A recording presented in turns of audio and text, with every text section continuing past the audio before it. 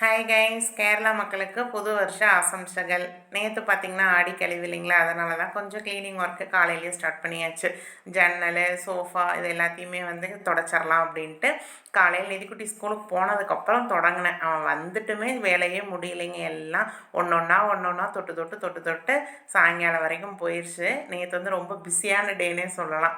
அதுக்கப்புறம் பார்த்திங்கன்னா இந்த டைனிங் டேபிள் வந்து இப்போ மோஸ்ட்லி எல்லார் வீட்லேயுமே கிளாஸ் தான் போடுறோம். இந்த கிளாஸ் நம்ம எத்தனை ஈரத்துணி வச்சு தொடச்சோம் அப்படின்னாலும் க்ளீனாக ஒரு மாதிரி திட்டுதிட்டாகவே இருக்கும். அதுக்கு வந்து ஒரு சிம்பிளான டிப்ஸ் என்னென்னு பார்த்தீங்கன்னா, ஃபஸ்ட்டு தண்ணி நல்லா தொளிச்சுட்டு ஒரு 10 நிமிஷம் விட்ருங்க.